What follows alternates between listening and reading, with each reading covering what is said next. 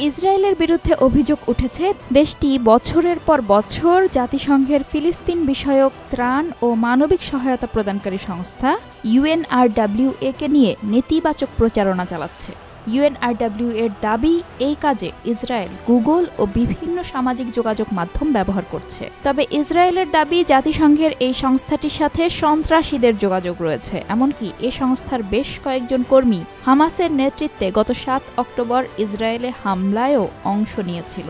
কাতার ভিত্তিক সংবাদ মাধ্যম আল জাজিরার প্রতিবেদনে বলা হয়, ইসরায়েল এই সংস্থা বন্ধ করার জন্য লবিং করছে।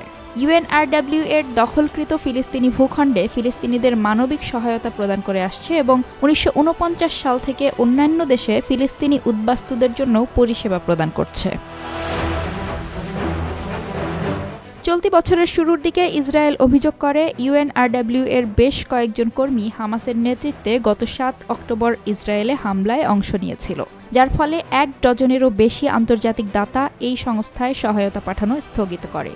ইসরায়েলি সরকারের একজন মুখপাত্র UNRWA এর জেনারেল কমিশনার ফিলিপ লাজারিনিকে সন্ত্রাসী সহানুভূতিশীল হিসেবে বর্ণনা করেন। লাজারিনিকে লক্ষ্য করে ডেভিড মেনসার তখন এক ভিডিও বার্তা দিয়েছিলেন। সেখানে তিনি দাবি করেছিলেন সংস্থাটি হামাস এবং ফিলিস্তিনি ইসলামিক জিহাদের সাথে গভীরভাবে জড়িয়ে পড়ছে। গত মাসে ডেভিড মেনসারের মন্তব্যের নিন্দা জানিয়েছিল জাতিসংঘ এবং তা লাজারিনির নিরাপত্তাকে হুমকির মুখে ফেলেছে বলেও সতর্ক করেছে সংস্থাটি। এছাড়া প্রায়ই গাজায় UNRWA এর কার্যালয়কে লক্ষ্যবস্তু করে হামলা করেছে ইসরায়েল।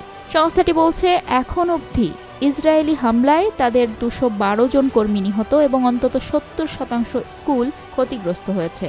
জাতিসংঘ অনুমোদিত এক স্বাধীন পর্যালোচনায় দেখা গেছে, এসব অভিযোগের জন্য বিশ্বাসযোগ্য কোনো প্রমাণ সরবরাহ করেনি ইসরায়েল এবং পরবর্তীতে বেশিরভাগ দাতা তাদের তহবিল পুনর্বহাল করেছে।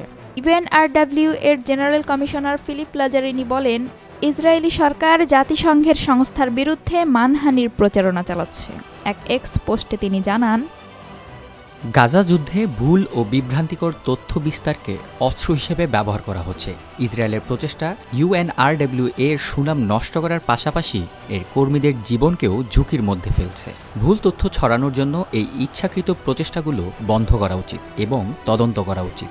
তিনি সামাজিক যোগাযোগ প্ল্যাটফর্ম সহ সব মাধ্যমকে বিভ্রান্তি এবং ঘৃণা ছড়ানোর বিরুদ্ধে লড়াই করার আহ্বান জানিয়েছেন।